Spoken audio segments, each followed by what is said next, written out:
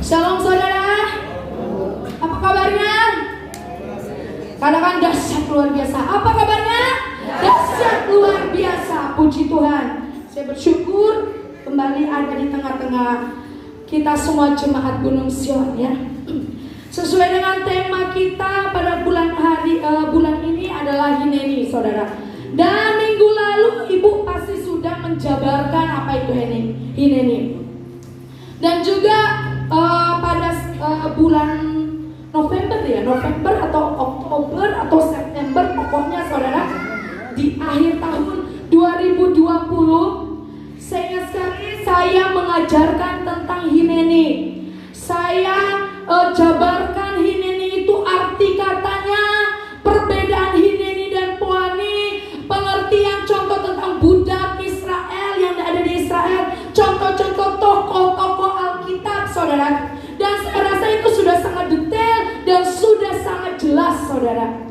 Maka dari itu pada bulan ini, saudara, kami tidak lagi menjabarkan arti kata asal kata Hineni dan awal mula Hineni itu tertulis di Alkitab, saudara. Kami lebih lagi mengajarkan bahwa sikap hidup, bagaimana karakter seorang pemuji penyembah, karakter jemaat Gunung Sion yang benar-benar harus Hineni itu seperti apa. Saya, saudara, banyak belajar Hineni ini, saudara, dari mami saya dan dari suami saya, saudara. Ya, saya bersyukur sekali saya dikelilingi oleh orang-orang yang cinta Tuhan. Saya dimentori, saya diajari oleh pribadi-pribadi yang berhineni di hadapan Tuhan. Hineni adalah di mana seseorang dengan rela untuk dipangkas setiap kedagingan. Hineni adalah setiap orang yang mau ditanggalkan setiap karakter yang buruk, diproses, ya, diperas, saudara, dimurnikan, saudara, agar destiny atau tujuan ilahi itu terjadi dalam setiap kehidupan manusia. Dan saya melihat dari mami saya, dari suami saya, bagaimana mereka itu hidup Hineni di hadapan Tuhan, saudara. Dan sedikit kesaksian, saudara. Saya itu dari zaman sekolah sampai ke kuliah, saya itu selalu dipercayakan untuk menjadi pemimpin, ketua A, ketua B, mimpin A, mimpin D, sampai akhirnya saya dipercaya untuk menjadi asisten dosen saat itu untuk memimpin sebuah mata kuliah, saudara. Dan saudara, karena saya itu sudah dibentuk dari sekolah, dari kuliah untuk menjadi pemimpin, akhirnya saya punya karakter, punya sifat yang bagaimana seorang pemimpin yang duniawi, saudara, bukan pemimpin yang rohani, saudara. Bagaimana pemimpin yang duniawi itu berada selalu di atas dan di atas. Ngomong A harus A, ngomong B harus B, saudara. Nah, ketika saya masuk di Gunung Sion, ketika Tuhan katakan kau jadi gembala, gembalakan domba-dombaku di usia 22 tahun.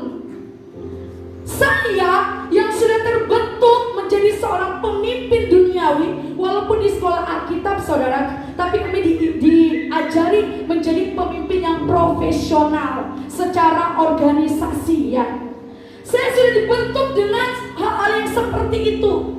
Sehingga ketika saya masuk ke Gunung Sion, menjadi seorang gembala, menjadi seorang pemimpin, saya masih membawa sifat, karakter, sikap ketika saya dipilih menjadi seorang pemimpin A, B, dan C, saudara. Padahal saya seorang wanita saat itu. Lalu selama saya di Gunung Sion, saya terus diproses dan saya benar-benar merasakan proses itu selama 3 tahun. Ketika saya untuk pertama kali dikatakan oleh Tuhan, kamu jadi gembala, kamu jadi pemimpin, dan ada banyak sekali tanda-tanda ya yang Tuhan lakukan dalam pribadi saya. Akhirnya saya rela untuk menjadi seorang gembala dan seorang pemimpin. Ketika saat itu juga ada pesan Tuhan kepada saya, selama 3 tahun engkau akan diproses. Proses hati, proses karakter, proses semuanya. Saudara, selama saya kuliah saudara, saya tidak kekurangan. Kenapa? Karena uang jajan saya itu jauh lebih besar daripada uang kuliah saya. Per bulannya itu 600.000, sedangkan uang jajan saya sebulan itu 900.000. Zaman tahun 2008, 2009 saya dikasih oleh orang tua saya, ya. Begitu mulus, begitu lancar, ya. Walaupun saya dapat persen itu di praktek pelayanan, bukan di sekolah, saudara. Sekolah itu masih berapa persennya, saya lebih banyak itu di proses itu di praktek pelayanan. Lalu saudara, saya masuk ke Gunung Sion. Itu benar-benar proses hati, proses karakter, proses keuangan, proses semuanya, saudara. Ya. Dan saya benar-benar merasakan selama 3 tahun Tuhan proses saya untuk menjadi seorang pemimpin, menjadi seorang gembala yang hineni. Saya itu sampai bilang gitu ke mami saya, saat itu masih terus dibimbing ya, dan mami saya itu terus membimbing saya. Dan saya itu pernah bilang kepada mami saya, kenapa sih jadi pemimpin tuh harus seperti ini? Kenapa sih jadi gembala itu harus gini? Kenapa sih harus A, B, dan C? Kenapa saya tidak bisa mengeksplor diri saya? Lalu mami cuma bilang, ikuti aja apa kata Tuhan, ikuti pesan-pesan Tuhan. Kita sedang diproses, kita sedang digodok menjadi serupa segambar dengan Tuhan. Dan walaupun saat ini kita sedang berada di titik terendah, Tuhan suatu saat ketika mengangkat kita di titik yang tertinggi, kita tidak akan sombong karena kita ingat sejak awal Tuhan proses kita. Wah, pokoknya saudara, selama 3 tahun itu Niwis tahulah, karena Niwis tinggal di rumah kami, bagaimana saya itu benar-benar mengerang, gak mau jadi pemimpin. Karena apa? Harus berada di bawah, saudara. Harus berada di paling bawah. Dan saudara, ketika berjalannya waktu, ketika berjalannya proses, saya melihat ya bukti nyata dari mami saya, bagaimana hidup itu menjadi seorang pemimpin adalah hamba Tuhannya itu keset, saudara. Berada di bawah demi kepentingan orang lain. Awal-awal saya tidak pernah setuju, saudara. Karena apa? Sejak saya kuliah, saya berkomitmen saya jadi pengajar, bukan jadi gembala. Dan itu penggodokan yang luar biasa. Sampai saat itu saudara, saya ketika sudah mau lulus, itu dosen-dosen di sana, ketua-ketua sekolah, saudara, sudah meminta saya untuk menjadi dosen di situ, saudara. Tetapi di situ saya tahu bahwa kekuatan doa mami saya itu jauh lebih besar. Saya tidak tahu kenapa otak saya pengen jawab iya ke dosen-dosen, ke rektor-rektor saat itu. Tetapi hati saya berkata balik Jambi. Balik Jambi, ikuti kata mamimu. Di otak iya, di mulut saya bilang enggak, terima kasih buat tawaran itu. Saya nggak tahu, saudara.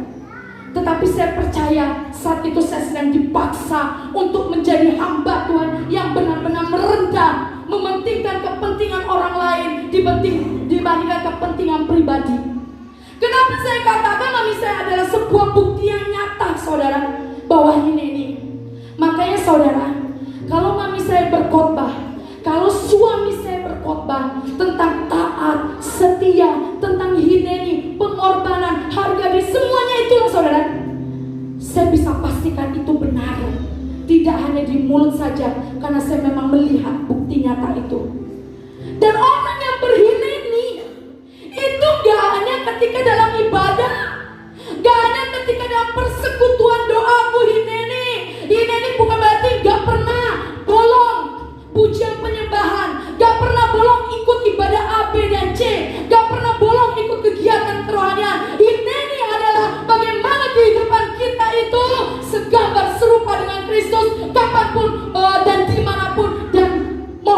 saudara, setiap hari, setiap waktu, ya, hidup kita nggak hanya di mimbar, hidup kita nggak di dalam persekutuan doa doang, hidup kita nggak hanya di dalam ibadah yang megah, tetapi hidup kita yang sesungguhnya kita berdiri ketika kita ada di rumah, ketika kita ada di pelayanan, ketika kita ada di tempat pekerjaan kita, di komunitas kita. Kalau kita mau tahu aslinya kita di situ, saudara.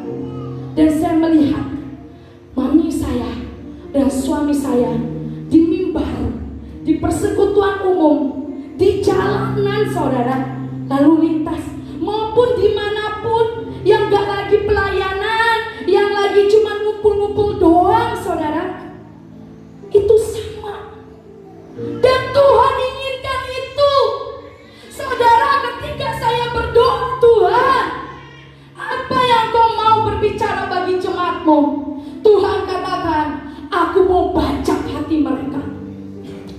Dan tadi pujian penyembahan, saudara, Tuhan itu sedang membaca hati kita, saudara, menjadi hati yang siap, menjadi hati yang benar-benar dibentuk, hati yang diproses. Saudara, ketika pujian penyembahan, Tuhan berkata kepada saya di dalam hati saya, Roh Kudus dengan kuat katakan, ada di antara kau yang belum mengalami pemulihan. Ada sebuah ikatan-ikatan, ada sebuah kepalsuan dan kemunafikan. Dan bulan ini Tuhan mau agar kita depan belakang, oke, gereja, rumah, tempat pelayanan maupun tempat pekerjaan kita, oke, saudara. Ini berbicara bukan bagaimana engkau katakan ya Tuhan aku siap, tetapi ini berbicara bagaimana engkau mengabdikan hidupmu kepada Tuhan dan kepada sesama, saudara. Kita nggak bisa bilang Tuhan, Tuhan, tetapi sampai di rumah kita ngomong kasar, kita marah, saudara, kita mencelah, kita bersungut-sungut, kita mementingkan perkara di luar dibanding mementingkan keluarga inti kita. Kita mementingkan perkara yang gak benar. Gak bisa, saudara. Bulan ini Tuhan mau kerjakan setiap kita untuk kita menjadi orang yang berkompetensi, yang benar, yang benar-benar, saudara, berkenan di hadapan Tuhan.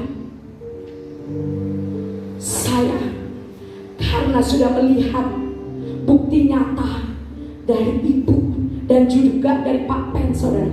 Jadi kalau ada orang yang rohani kayak gimana pun, dan saya lihat kehidupan nyatanya gak benar, saya cuma ya udahlah, urusan dia sama Tuhan.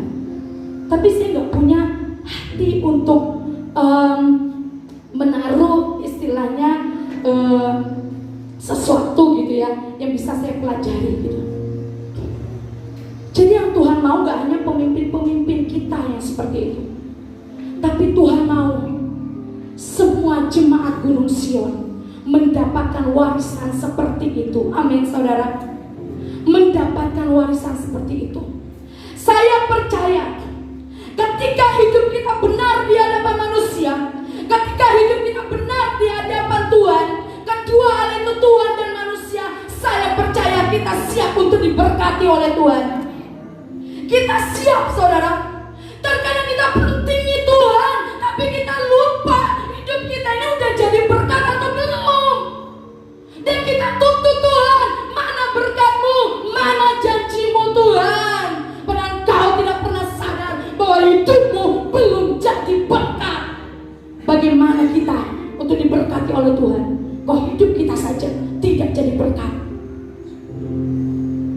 Hubungan antara suami istri, istri suami, hubungan antara orang tua dan anak, anak dan orang tua, hubungan antara kita dengan teman sekerja kita, hubungan antara kita dengan teman sepelayanan kita, saudara. Luar dan dalam harus sama. Maka Tuhan bulan ini mau baca hati kita untuk kita benar-benar tulus, luar dan dalam. Banyak sekali, saudara, saya punya teman anak gembala, tapi dia gak suka lihat bapaknya berkhotbah. Saya punya teman yang orang tuanya itu pelayanan di gereja, Tapi dia katakan, bapakku gak kayak gitu di rumah, ibuku gak kayak gitu di rumah. Seringkali katakan, ngomong doang. Saudara, orang yang berhina ini, dia jadi berkat dimanapun dia berada. Orang yang berhina ini, dia tahu hidupnya itu milik siapa. Orang yang berhina ini, dia tahu pengabdiannya ketika dengan Tuhan. Dia pun bisa menyalurkan itu kepada sesamanya. Dan dengan jelas sekali Tuhan katakan pada ibadah hari ini, aku mau jemaat Gunung Sion murni di luar dan murni di dalam. Oke di perkara gereja dan oke di perkara rumah tangga. Kalau engkau sering berdoa, kalau engkau sering memuji Tuhan, tetapi di rumah engkau marah-marah, di jalanan engkau menyerobos, di jalanan engkau tidak patuhi lalu lintas, di tempat pekerjaanmu engkau banyak korupsi, di tempat sekolahmu engkau menyontek dan lain sebagainya. Jangan harapkan ini itu ada dalam hidup kita. Tetapi saya mau katakan saudara, ini sebuah kesempatan di mana Tuhan mengatakan hal ini, berarti ada berkat khusus yang Tuhan sudah siapkan untuk kita. Tangkap saudara, latih diri kita, perbaiki diri kita untuk benar-benar mendapatkan berkat-berkat ilahi dalam hidup kita. Hari saudara, saya rindu bulan ini adalah bulan pemulihan. Saya rindu bulan ini adalah bulan perbaikan untuk hidup kita. Saya rindu saudara. Dan ketika saudara, saya melihat mami saya adalah seorang jemaat yang setia di sebuah gereja. Jemaat yang setia di sebuah gereja, ngasih semuanya, ya. Saya boleh katakan saudara, ngasih full perlengkapan alat musik, ngasih kursi-kursi saudara, ngasih semua keperluan pribadi gembalanya. Gak hanya uang saudara, tapi setiap hari Sabtu mami saya sendirian datang ke gereja, nyapu ngepel gereja, ngebersihin itu kursi-kursi saudara, itu menata bunga-bunga, ya. Gak cukup di situ, jadi supir gembala wanita saudara. Gak cukup di situ, rumah dipakai untuk tempat menginap hamba-hamba Tuhan. Seluruh pengabdiannya dia berikan kepada seorang gembala karena dia cinta Tuhan. Tetapi di satu titik dia dicampakkan hanya karena kecemburuan sosial saudara. Dan satu hal yang saya lihat di situ, mami saya tidak pernah mengutuk pemimpin, tidak pernah menjelek-jelekan gembala. Mami saya diam sampai seluruh Jambi saudara sudah tahu yang namanya Ibu Nadi itu pemberontak, sesat dan lain sebagainya. Saudara tahu respon kami anak-anaknya. Anak-anak mana yang gak marah orang tuanya difitnah? Anak-anak mana yang gak kesel, yang gak mau ngelabrak ketika orang tuanya difitnah? Padahal anak-anaknya tahu sifat karakter seorang ibunya. Dan saat itu saudara, saya bilang begini, udah aku mau datangi rumahnya, kok gitu amat sih? Ya udah aku mau A, B, C, D saudara. Tapi mami saya cuma bilang, hormati dia sebagai hamba Tuhan. Just saudara, saya di situ cuman oke. Mami saya bilang, hormati dia sebagai hamba Tuhan. Jangan engkau berkata-kata yang gak benar, jangan engkau membalas, jangan engkau menyalahkan, jangan engkau ngelabrak, jangan engkau apapun. Jangan. Kita harus tetap setia dan taat kepada Tuhan. Jangan kotori hati kita di hadapan Tuhan hanya karena perbuatan orang lain. Saya rasa kalau orang gak punya hati hineni saudara, ketika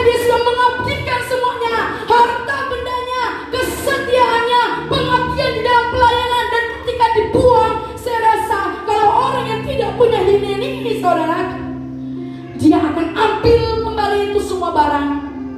Dia akan kembali marah dengan pemimpin itu. Dia akan benar-benar, lihatlah ya, aku jauh lebih ini. Saudara, yang saya lihat dari ibu tidak seperti itu. Dia hanya setia taat kepada Tuhan, karena dia tahu pengabdiannya bukan hanya kepada pemimpin, tetapi yang paling utama dia mengabdi kepada Tuhan. Dan itu sebuah warisan, saudara, yang harus kita tangkap. Jemaat Gunung Sion, jangan pembina kita saja yang seperti itu, tetapi bila sampai ke anak-anak buahnya, kita punya sikap yang hineni, yang benar di hadapan Tuhan dan di hadapan manusia. Amin, saudara.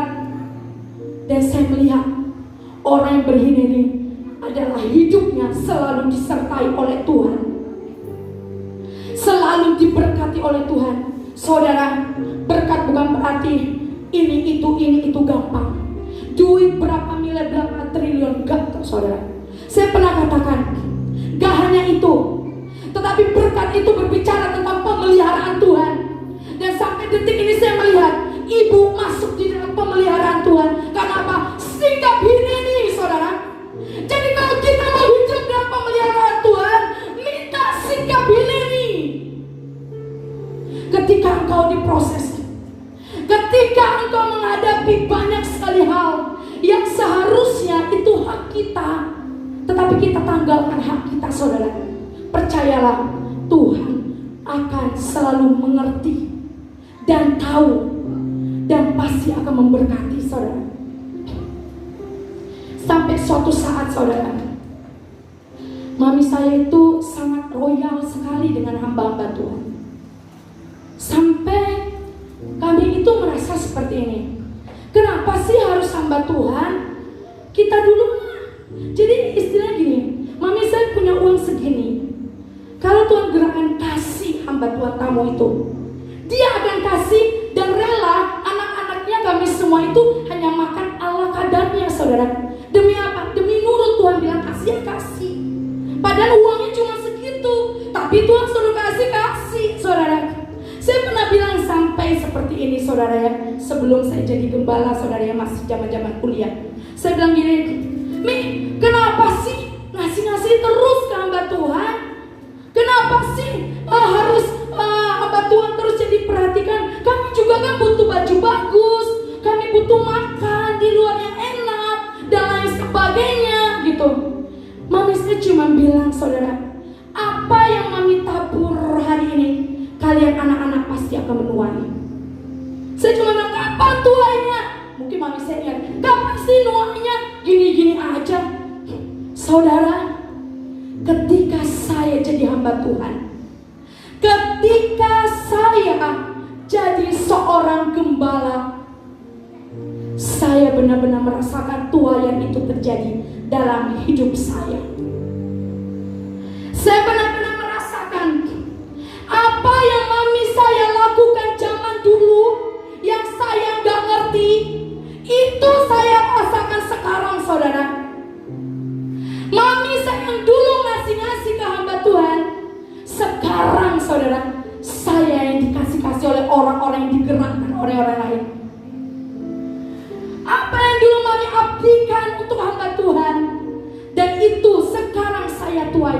Pokoknya segala sesuatu, gak hanya berbicara tentang materi, saudara ya, tetapi segala sesuatu, dan hari ini saya tuai. Saudara, kalau engkau menabur akhir-akhir ini, menabur kemarahan, menabur kegarangan, engkau menabur tipu muslihat, engkau menabur kebohongan, engkau menabur karakter-karakter yang jelek, saudara, ingat, suatu saat engkau akan menuai kejelekan, engkau akan menuai hal yang tidak baik. Tetapi mulai hari ini, mari kita sadar, belum terlambat untuk kita tabur kebaikan. Amin, saudara. Yang menikmati itu gak hanya kita, tapi anak cucu kita, saudara. Jadi jangan engkau merasa rugi kalau engkau berbuat baik kepada orang lain. Jangan merasa rugi ketika engkau mengabdikan hidupmu kepada pemimpinmu. Jangan engkau merasa rugi ketika engkau berbuat baik walaupun orang jahat sekalipun. Karena di dalam firman Tuhan, apa yang kau tabur itu yang kau tuai. Dan hari ini saya mau kita semua jemaat Gunung Sior memilih menabur kebaikan, menabur pengabdian, menabur dalam segala hal, saudara. Percayalah, mungkin bukan besok, bulan depan, mungkin bulan depan, tapi tahun depan, mungkin bukan tahun depan, tapi percayalah, anak cucumu tidak akan pernah meminta-minta. Kenapa? Karena engkau melakukan semuanya dengan hineni, saudara. Saya sudah katakan, Abraham, dia mengatakan, ini aku Tuhan. Next selanjutnya, ini aku Tuhan. Dia itu gak sekedar ngomong, saudara. Abraham, oh ya, ini aku Tuhan. Udah, gak hanya sebatas itu, enggak, saudara. Dia gak hanya sebatas mengatakan iya atau menjawab panggilan Tuhan. Saudara tahu, ketika Abraham disuruh untuk mengorbankan anaknya, apa yang dia lakukan? Pagi-pagi benar, dia siapkan kayu-kayu, dia siapkan perbekalan, dia ajak istilahnya asistennya, dia persiapkan dengan matang malam itu, saudara. Sebelum pagi-pagi benar besok, dia mengorbankan anaknya. Kita lihat di situ apa? Hineni, gak hanya kita bilang siap Tuhan, ini aku Tuhan ada di sini, tetapi hineni adalah di mana kau melakukan sesuatu untuk sebuah terobosan. Hineni adalah kau tidak hanya diam, tetapi kau melakukan apa yang menjadi bagianmu, dan Tuhan akan melakukan apa yang menjadi bagian Tuhan. Itu, saudara. Dia gak bilang, iya hineni Tuhan, lalu Tuhan siapkan serap kayu bakar, serap tali, serap perbekalan, serap kuda dan lain sebagainya untuk menghantarkan perjalanan mereka. Enggak, saudara. Tetapi ketika dia tahu ini Tuhan, dan aku melakukan apa yang menjadi bagianku, aku menyiapkan kayu, aku menyiapkan semua perlengkapan demi yang engkau tugaskan di dalam hidupku. Dan setelah itu, saudara, Abraham ketika dia mau mengorbankan anaknya, saudara, dia tahu persis bahwa Tuhan akan menyediakan segala sesuatu. Hineni ketika itu bukan hanya sekedar perkataan iya, tetapi ada sebuah tindakan yang kita lakukan. Kita persiapi diri kita, saudara. Dan tidak hanya sekedar itu, kita tahu bahwa ada Tuhan di depan kita. Apapun yang terjadi, Tuhan pasti tanggung jawab. Hari ini, saudara, kalau Tuhan katakan, nah, kita jawab hineni Tuhan, ini aku. Tetapi apa tindakan kita? Dan apakah kita punya iman yang kuat, percaya bahwa Tuhan yang menanggung segala hal di depan sana?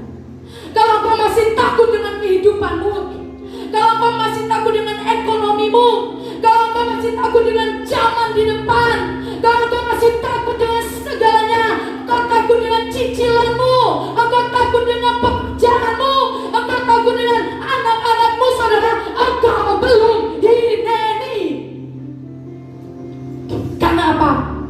Abraham ketika dia berhineni, dia tahu Tuhan Immanuel.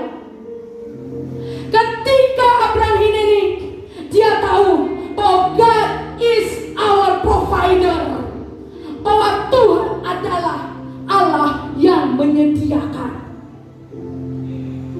Tanggalkan ketakutan kita, saudara.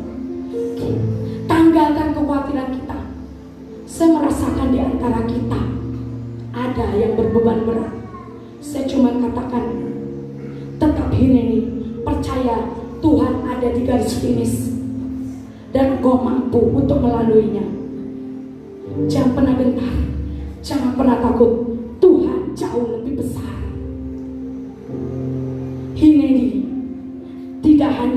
berbicara tentang kau siap atau tidak siap, harus oke. Tapi Hineni berbicara, perbaiki hidupmu dan percaya dengan iman bahwa Tuhan yang menyertai kita. Dan lihat Abraham, saudara. Lihat, Tuhan menyediakan domba, saudara. Kalau hari ini kau tidak bisa melihat secercah harapan, engkau tidak bisa melihat berkat itu, engkau hanya melihat susah, saudara. Engkau tidak tahu bahwa Tuhan sedang memberi yang terbaik bagi engkau dan saya. Kita tidak maha tahu ke depan, tapi Tuhan maha tahu apa yang di depan kita. Untuk apa kita takut, saudara? Hidup dan mati kita di dalam tangan Tuhan. Untuk apa kita khawatir, saudara? Segala sesuatu yang ada di dunia ini milik Tuhan.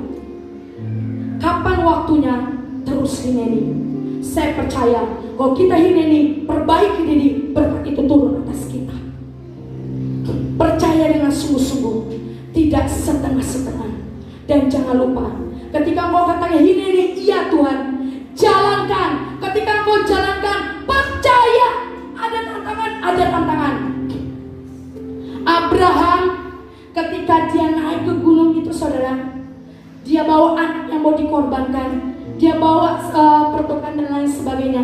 Di perjalanan itu pasti ada sebuah tantangan, capek, letih. Belum lagi, saudara, mungkin di Alkitab tidak dituliskan ya reaksi istrinya, saudara. Kalau misalnya istrinya tahu, ya contohlah kita tahu suami kita nih mau korbanin anak kita di Gunung A, itu pasti kita gak akan pernah mengizinkan. Karena apa? Kita yang melahirkan, kita yang mengandung, kita pasti akan teriak-teriak deh, enggak boleh ini dan itu. Dari awal perjalanan Abraham, dari rumah sampai ke puncak gunung, saya yakin dia ada tantangan. Gak mungkin mulus, saudara. Tetapi di situ Abraham setia dan taat dalam segala tantangan yang dia hadapi. Dia tahu bahwa di depan sana ada Tuhan yang menyediakan. Abraham dikatakan bapa segala bangsa, padahal dia tahu kondisi dia dan istrinya. Tetapi dia tidak lihat situasi dan kondisi saat ini, saudara. Dia lihat ke depan dan dia percaya bahwa ada Tuhan. Karena bagi Tuhan tidak ada yang mustahil. Bagi setiap kita hari ini, saudara, yang kau membutuhkan jawaban doa, saya mau kasih tahu, terus berdoa sampai mujizat terjadi dalam hidupmu. Jangan berhenti di tengah jalan. Jangan berhenti di tengah jalan. Engkau akan sangat menyesal, saudara. Tetapi terus maju, pandang Tuhan, lakukan apa yang menjadi bagianmu, kerjakan apa yang menjadi fokusmu, setia dan taat kepada Tuhan. Lihatlah, saudara, di depan sana ada Tuhan yang siap memeluk engkau dan katakan, terima kasih nak, engkau sudah bertahan. Saya percaya Tuhan ada di tengah-tengah kita saat ini, saudara.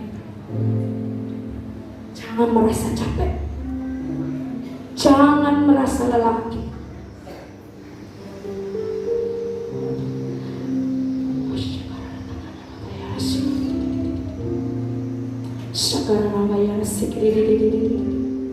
Yes,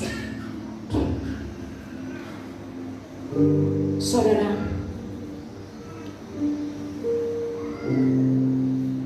di antara engkau ada yang merasakan lelah dan capek dalam pertandingan iman. Di antara engkau juga ada yang sudah hilang getaran cinta mula-mulamu. Dan di antara engkau sedang membutuhkan uang. Tetapi hari ini Tuhan tadi katakan, God is our provider. Tuhan yang menyediakan, Tuhan yang menyediakan, Tuhan yang memimpin, Tuhan yang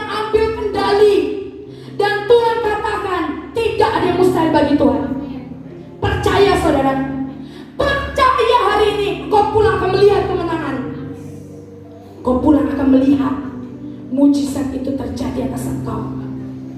Dan pulang dari sini, engkau akan merasakan kembali getaran cinta itu kepada Tuhan. Ingat saudara, Abraham adalah pribadi tokoh Alkitab yang patut kita teladani.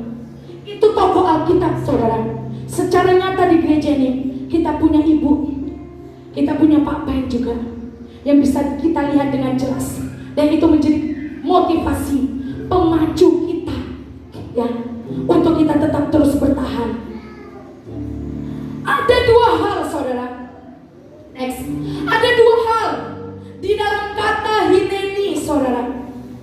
Yang pertama adalah ketaatan mutlak. Coba katakan sama-sama dengan saya. 1, 2, 3. Sekali lagi. Saudara, kalau saudara ingat gambar ini adalah sebuah ilustrasi yang pernah saya sampaikan di depan. Itu berbicara tentang sebuah ketaatan, ya.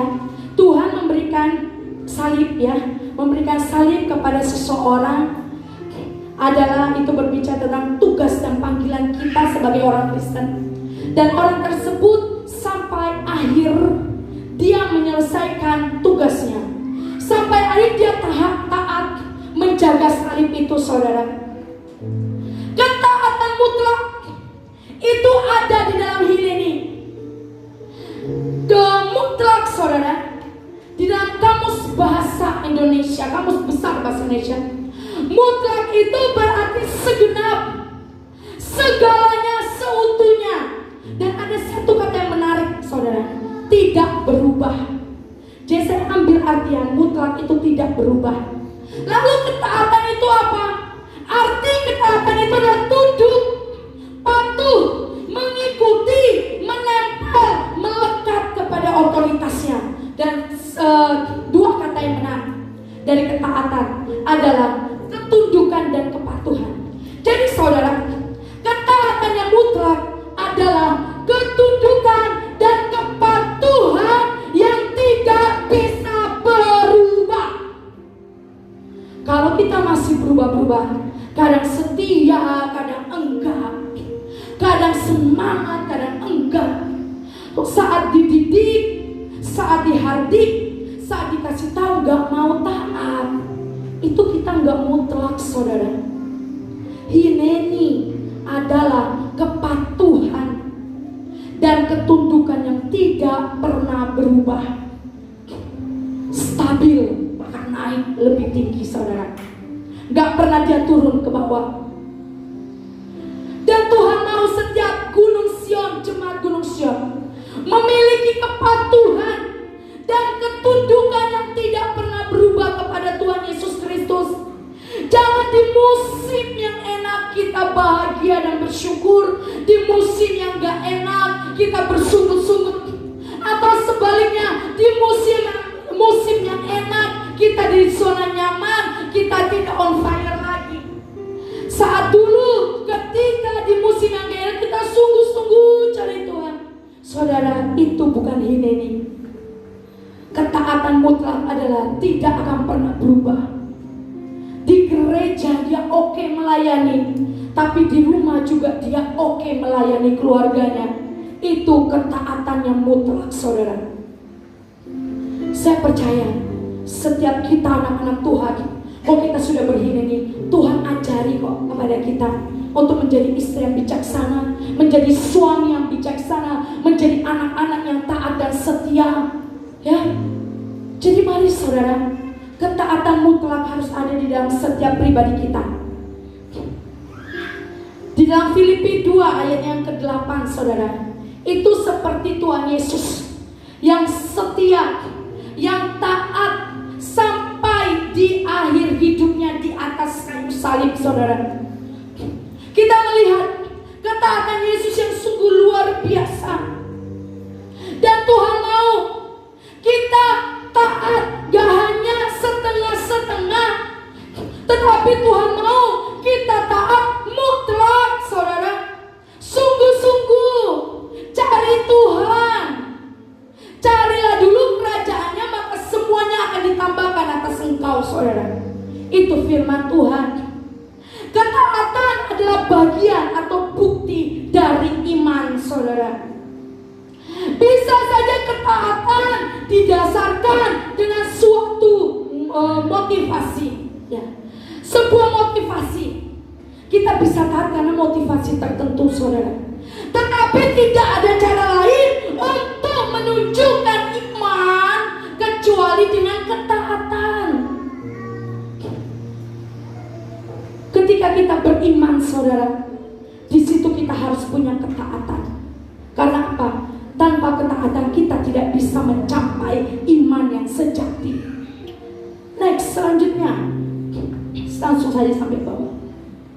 Ketaatan mutlak adalah bagian dari iman. Selanjutnya, 1 ons ketaatan lebih berharga daripada 1 ton doa. Saya rasa kita mengerti, saudara, betapa pentingnya sebuah ketaatan. Ketaatan di pekerjaan kita, ketaatan di komunitas kita, ketaatan di gereja, ketaatan di rumah, saudara. Kita butuh yang namanya ketaatan. 1 ons ketaatan lebih berharga daripada 1 ton doa. Itu tadi yang saya bilang, saudara. Percuma kita benar di dalam hal kerohanian, tetapi tidak benar di dalam kehidupan sehari-hari. Dan itu yang Ibu tanamkan dalam kehidupan saya, saudara. Dan saya harus pertahankan itu sampai hari ini. Bagaimana kerohanian kita oke, tapi karakter, sikap, sifat kita juga oke. Jadi berkat bagi suami, jadi berkat bagi istri, jadi berkat di rumah tangga kita, jadi berkat di pekerjaan kita dan dimanapun kita berada, saudara. Jadilah hidup yang balance, seimbang. Jangan perkara rohani saja yang lebih berat, tapi kehidupan sehari-hari kita lebih ringan.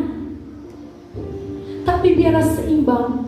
Semakin kita rohani, semakin kita jadi berkat. Semakin kita rohani, semakin kita berhineni dan jadi teladan bagi orang lain.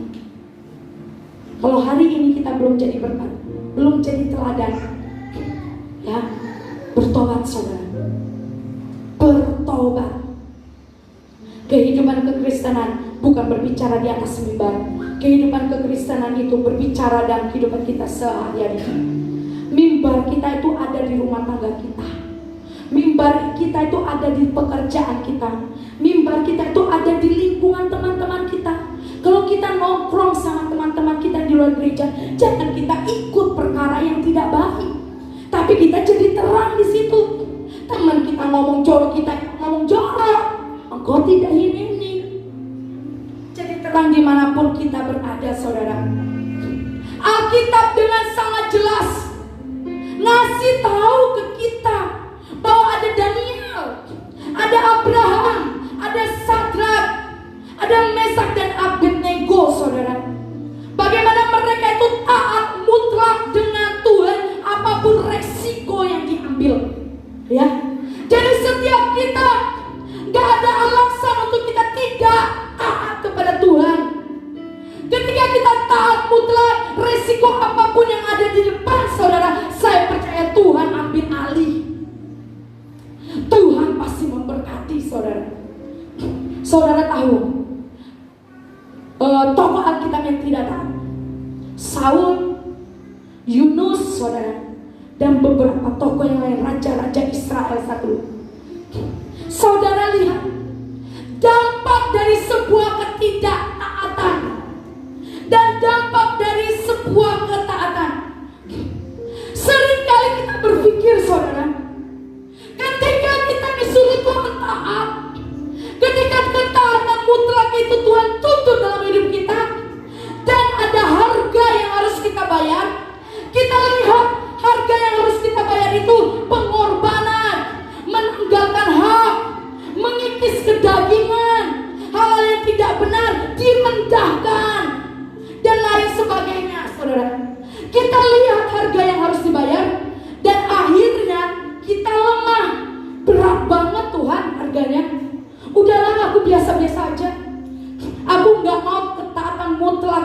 ada dalam hidupku. Seringkali kita lihat harga yang harus kita bayar, tetapi kita lupa, saudara, ada harga yang jauh lebih besar yang harus kita tanggung ketika kita tidak taat. Harga yang harus kita tanggung itu apa? Resiko, saudara. Sebuah resiko. Lihat Saul ketika dia tidak taat, saudara, akhir hidupnya seperti apa? Bahkan urapannya dari Tuhan sudah tidak ada dalam hidupnya. Kita lihat Yunus ketika dia tidak taat, dia masuk ke perut ikan, saudara. Raja-raja yang lain ketika dia tidak taat, ujungnya akhir hidupnya seperti apa? Resiko jauh lebih besar dibanding kau memilih untuk taat. Harga lebih besar harus engkau bayar seumur hidup, bahkan sampai kekekalan, dibandingkan engkau harus bayar harga ketika kau taat. Jadi saudara pilih, saudara mau taat atau saudara tidak mau taat. Ketika kita mau taat, proses ada di dalam perjalanan kita. Ketika kita tidak taat, saudara, harga itu saudara harus kita bayar di akhir jalan hidup kita. Mari saudara, kita teladani Yesus, kita teladani Abraham, kita teladani tokoh-tokoh Alkitab, kita tangkap setiap warisan-warisan mereka untuk masuk dalam hidup kita, agar kita menjadi pribadi yang sangat taat, saudara. Ketaatan mutlak. Ada satu hal, saudara, kesaksian saya, saudara, ya, ini tidak boleh dicontoh. Ini ketidaktaatan. Jadi saudara, ketika Pak Pen berkhotbah ya di Bandung, lalu ketika di Jambi, Pak Pen itu bilang begini, Hani, nanti saya itu seperti ditaruh, kamu itu naikkan pujian penyembahan di akhir khotbah, dan disitulah kesimpulan khotbah saya. Oke siap, saya bilang, oke siap. Yang namanya manusia, saudara, pas di deket-deket hari H, saya merasa tidak percaya diri, ya, saya tidak berjaga-jaga. Ketidakpercayaan diri itu dari kuasa kegelapan, saudara. Saya tidak berjaga-jaga. Lalu saya bilang begini, di jam-jam detik-detik terakhir, saya bilang, udahlah, saya nggak usah naik ya, saya dukung aja di dalam doa di bawah. Saya bilang, enggak, kamu harus naik. Enggak lah, karena saya manusia, saya saudara. Kenapa nanti dikiranya aneh-aneh? Kok suami yang khotbah, istri yang naik? Itu berbicara di dalam pikiran saya, bukan hati saya, saudara. Lalu ketika itu, saudara, saya bilang, sorry, aku nggak bisa naik ya. Saya tidak percaya diri. Udah, suami saya cuma berdoa aja, persiapan segala macam. Lalu, saudara, ketika suami saya berkhotbah, selesai berkhotbah, itu naikkan pujian. Lalu saudara, saya cuma mendukung di bawah doa, seperti yang saya bilang, aku dukung di dalam doa di bawah. Setelah itu, saudara, Pak Boas itu datang bawa mic, langsung kasih ke saya dan bilang, ibu maju ke depan untuk mendukung. Saudara tahu perasaan saya seperti apa? Mungkin yang ikut di Bandung tahu Pak Bos kasih saya mic dan saya agak lama. Itu saya minta ampun dulu di hadapan Tuhan. Saya bilang, Tuhan maaf saya tidak taat. Saya bilang, hanya karena tidak percaya diri, hanya karena saya itu takut dibilang A dan B, saya minta maaf. Saya minta maaf, saya minta ampun di hadapan Tuhan, baru saya maju, saudara. Saudara lihat saat itu saya maju, ya, saya tahu sekali pasti Pak Bos pun kasih mic itu karena dorongan hati. Dan saya baru tahu pas sampai di Jambi, ibu tumpang tangan Pak Pen di TV, saudara. Franklin panggil Midi maju ke depan. Franklin panggil Midi maju ke depan. Mami saya berdoa, ternyata yang menyambut doa mami saya adalah Pak Bos, saudara. Dan ngasih mic itu ke saya, saudara. Itu adalah ketidaktaatan yang saya lakukan saat itu. Hanya karena, saudara, bukan karena saya memberontak, bukan karena saya itu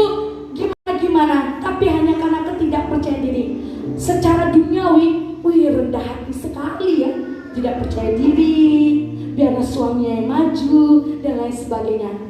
Tetapi tahukah saudara, di dalam ketidakpercayaan diri, di dalam kita merendah diri secara manusia saudara, ternyata di situ letak ketidaktaatan kita. Jadi saudara, ketika engkau dipercayakan sesuatu di gereja ini, ambil itu sebagai tugas dan lakukan dengan taat mutlak di hadapan Tuhan. Jangan sampai kita melewatkan kairos dan kesempatan Tuhan yang Tuhan berikan atas hidup kita. Ya, jadi mulai hari ini mari ketaatan mutlak harus ada di dalam hidup kita. Yang terakhir, poin yang terakhir, penyerahan total. Yuk, katakan sama-sama. 1, 2, 3. Penyerahan total. Berserah dan pasrah itu jauh berbeda, saudara ya. Next. Selanjutnya, berserah vs pasrah. Di situ saya tuliskan, saudara ya. Kalau berserah itu masih mau berjuang. Kalau pasrah itu tidak mau berjuang lagi. Kalau berserah itu masih memiliki harapan. Kalau pasrah itu ada sebuah ketakutan. Kalau berserah itu semangat, tidak akan pernah padam. Kalau pasrah tidak semangat lagi dalam hidupnya. Berserah itu yakin mimpinya pasti akan terwujud. Pasrah mudah melepas mimpinya. Nah saudara, dari karakteristik ini saudara, ciri-ciri ini, saudara berada di mana? Saudara berserah sama Tuhan atau saudara pasrah sama Tuhan? Penyerahan total itu harus berserah, saudara. Dia tahu hidupnya ketika ada di dalam tangan Tuhan, maka Tuhan yang mengendalikan segala sesuatunya, saudara. Jangan kita pasrah dengan keadaan ini, tetapi berserahlah kepada Tuhan untuk keadaan ini, saudara. Karena masih ada pelangi setelah hujan. Ada janji Tuhan. Ada janji Tuhan yang harus kita pegang di setiap badai kehidupan yang kita lalui, saudara. Penyerahan total dengan Tuhan itu kita tidak banyak menuntut. Kita sadar bahwa kita tidak mampu berbuat apa-apa selain Tuhan Yesus Kristus. Kalau kau banyak masalah, kalau kau banyak tantangan, banyak sekali yang di pikiranmu, saudara, jangan kau pasrah, tetapi berserah kepada Tuhan. Ingat imannya Abraham. Ada pelangi setelah hujan. Jangan pernah ragukan Tuhan, saudara. Abraham, dia mengganti namanya menjadi bapa segala bangsa. Pada saat itu ketika Tuhan suruh ganti namanya, dia belum ada anak. Tapi dia yakin aja. Karena apa? Dia tahu sikap ini itu adalah penyerahan total. Jadi jangan kita separuh-separuh kasih hidup kita, saudara. Jangan separuh-separuh. Jangan kita kasih setengah-setengah sama Tuhan. Kepercayaan kita jangan setengah-setengah. Kepercayaan kita harus bulat, harus utuh. Kita serahkan kepada Tuhan.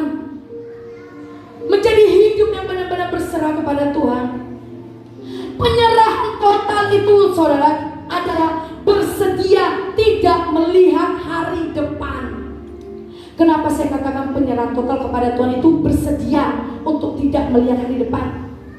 Karena apa? Yang dia tahu Tuhan adalah masa depanku. Yang dia tahu bahwa segala sesuatu yang terjadi di depan sana itu adalah kehendaknya Tuhan. Dan saudara tahu, rancangan Tuhan adalah rancangan damai sejahtera.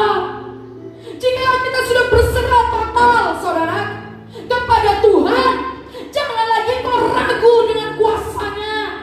Jangan lagi kau mempertanyakan gimana yang ke depan. Ingat, penyerahan total adalah bersedia untuk tidak melihat hari depan. Karena yang dia tahu, Tuhan ada di garis depan.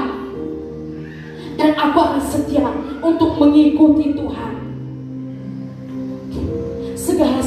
kita upayakan dalam hidup ini bukan hanya untuk kita, saudara, tetapi segala sesuatu yang kita upayakan dalam hidup kita adalah untuk pekerjaan Tuhan, hidup untuk Tuhan. Sebagai orang percaya, kita harus menjalani dengan percaya bahwa hari esok bisa kita lalui. Itu adalah penyerahan total.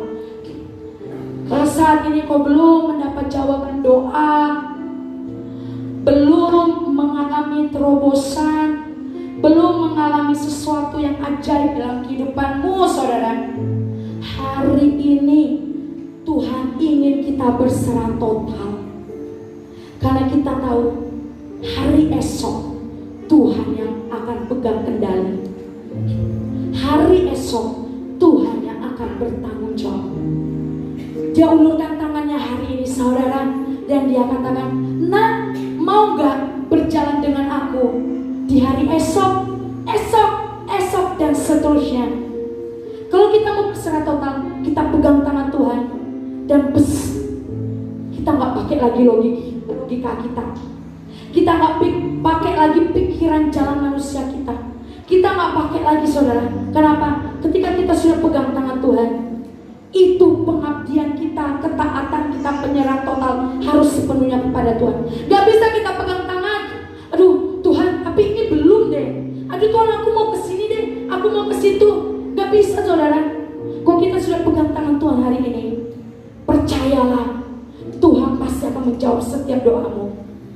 Percayalah, ada sukacita dan damai sejahtera yang Tuhan sediakan atas engkau dan atas saya, saudara. Mari berhineni. Tidak rugi untuk kita berhineni. Ketaatan mutlak dan penyerahan total. Satu lagi contoh, saudara. Kemarin waktu kami pergi ke Bandung, kami sempat mengunjungi Rabin di Cianjur. Jadi seperti yang saya sudah ceritakan, saudara, ya, selama Rabin itu TC di sini, saya itu melihat beberapa perubahan dalam hidupnya. Ketika dia sudah jadi di sini, baru kami siap untuk mengantarkan dia menjadi hamba Tuhan. Karena, saudara, saya dan Pak Pen itu dari sekolah Alkitab, dari sekolah teologi dan hidup berasrama. Jadi kalau seseorang, kalau dia tuh nggak bagus di sekolah, kalau dia tuh nggak bagus di sekolah, punya karakter yang jelek, nggak taat, nggak bagus lah pokoknya, itu yang dipanggil, itu yang dikasih tahu tuh bukan orang tuanya, saudara, tetapi akan ditanya, kamu utusan gereja mana dan siapa gembalanya. Maka dari itu selama dia ada di sini, saudara, kami itu hampir setiap hari, kalau dia bosan deh, kami kasih tahu bla bla bla, saudara, A B C, ya, sampai ke detik-detik dia mau berangkat, saya bilang selalu, Rabi, jaga nama baik Tuhan, jaga nama baik gereja, jaga nama baik gembalamu, dan jaga nama baik orang tuamu. Kalau satu kali ada laporan yang tidak benar tentang hidupmu di sekolah Alkitab, saya akan keluarkan kamu. Karena saya tidak mau sekolah Alkitab jadi hamba Tuhan main-main. Saudara, karena saudara, saya melihat waktu teman-teman saya dulu, mereka tidak serius di sekolah Alkitab. Yang malu itu gembala dan gerejanya. Jadi saya dan Pak Pen waktu sekolah Alkitab itu jadi mahasiswa yang terbaik, dapat penghargaan waktu kuliah dulu. Jadi saya tekankan itu ke Rabin, saudara, harus jadi mahasiswa terbaik, ya. Saya bilang jangan sampai jadi mahasiswa yang memalukan, harus jadi yang terbaik. Saya nggak mau tahu, kamu harus jadi yang terbaik. Itu terus saya dengungkan, saudara, karena dia tinggal sama saya di sini hampir tiap hari, setiap saat saya dengungkan itu. Dan saudara, ketika kami kunjungan di tempat sana, kami bertanya kepada dosennya, kepada pengurus sekolah. Saya sudah ancang-ancang, kalau ada yang nggak baik, saya akan tarik Rabin pulang saat ini juga. Lalu saudara, dosennya dan juga pengurus sekolah itu Dia katakan, Bapak Ibu terima kasih sudah mengirimkan Rabin di sekolah kami. Tenang saudara ya, saya satu poin tenang gitu, tenang, agak jadi banyak anak ini. Lalu setelah itu saudara, bapak tersebut juga bilang dia jadi berkat di sekolah Alkitab Cianjur.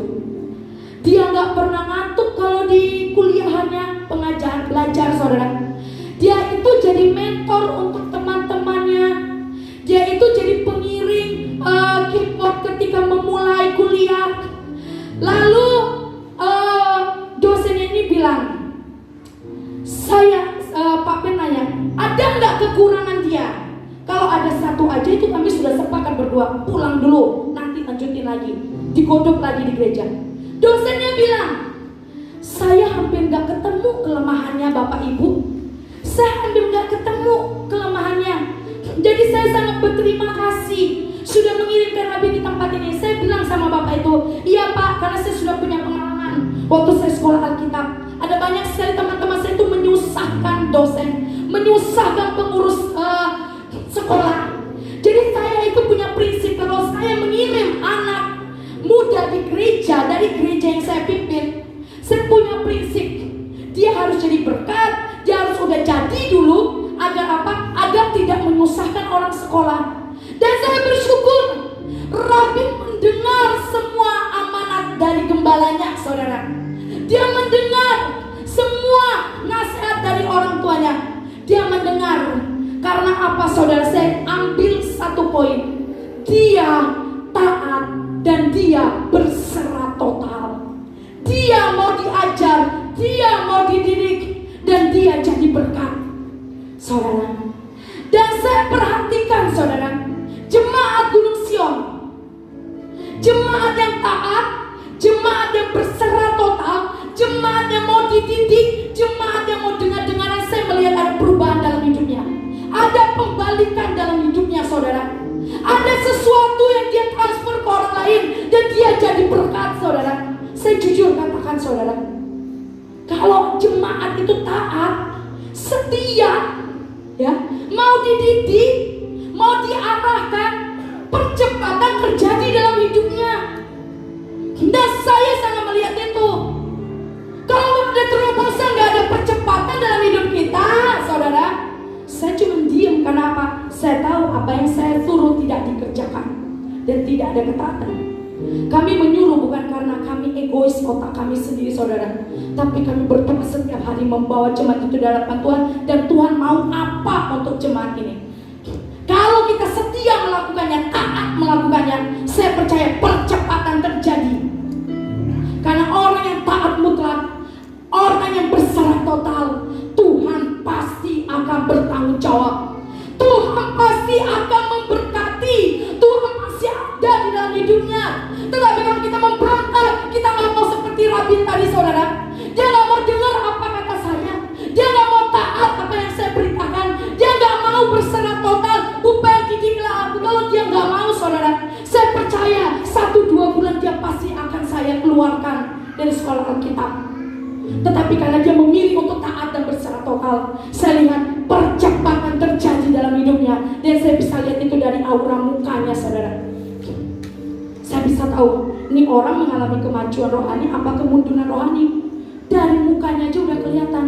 Dan saya bersyukur sekali di situ anak yang dididik saudara, dia jadi di tempatnya. Hidup kita, kalau kita mau jadi berkenan di hadapan Tuhan, kita mau menikmati hal yang ajaib, hal yang rohani, hal yang sungguh luar biasa saudara. Mari kita berinini, taat dan berserah. Kedua hal tidak bisa dipisahkan. Jadilah berkat di mana kita berada. Koreksi hati kita saat ini saudara. Apakah kita sudah berinini di hadapan Tuhan? Untuk kesimpulannya saudara, next. Seseorang yang berbulat tekad, iman dan cintanya sepenuh hati kepada Tuhannya, apapun resiko yang akan dihadapinya, dia tetap bertekad dan tetap beriman bahwa Tuhan kau El Shaddai, bahwa Tuhan kau Allah Immanuel, bahwa Tuhan kau Jehovah Jireh. Dia akan setia apapun resikonya. keputusan masing-masing pribadi, bukan dipaksa oleh orang lain, bahkan Tuhan sekalipun. Ya. Jadi pemimpin di tempat ini gak bisa memaksa saudara untuk taat. Kami bisa mengimbau, ngasih tahu pesan Tuhan, tapi kami gak bisa paksa saudara. Itu dari diri kita sendiri, dari masing-masing pribadi. Kita mau hineni atau enggak, mau seperti Abraham atau enggak. Walaupun dia tahu kehendak selera Tuhan, tetapi dia tidak akan sombong. Ketika dia sudah diangkat oleh Tuhan, ketika dia sudah mendapat, Tuhan sudah mendapati dia udah seirama, sefrekuensi, selaras dengan kehendak Tuhan, dia tidak akan pernah sombong. Karena apa? Karena dia sudah berhineni. Jadi proses untuk menjadi taat dan berserah total. Setiap kita diberikan free will, saudara. Setiap kita diberikan masing-masing itu free will atau kehendak bebas. Tinggal kitanya milih, kita mau hineni atau enggak. Tinggal kita milih, kita mau tanggalkan kedagingan kita, apakah kita mau tanggalkan hak kita demi nama Tuhan dipermuliakan, saudara. Hari ini saya minta datang kepada Tuhan dengan khotbah yang sudah saya sampaikan. Kalau engkau mau mengalami terobosan, kalau engkau mau mengalami pemulihan, kalau engkau mau mengalami percepatan dalam pribadimu, keuanganmu, keluargamu, pekerjaanmu dan semuanya, minta hati yang hineni di hadapan Tuhan. Minta ketaatan mutlak, minta penyerahan total, saudara. Engkau tidak bisa stagnan, engkau tidak bisa begini terus. Harus ada suatu perubahan terjadi dalam hidupmu, dan engkau harus sadar bahwa hidupku itu mengabdi kepada Tuhan. Perbaiki dirimu, saudara, sebelum terlambat, sebelum resiko yang akan kita ambil. Mendingan kita bayar harga di dalam sebuah ketaatan daripada resiko di dalam sebuah dosa yang menjerat kita. Tunduk.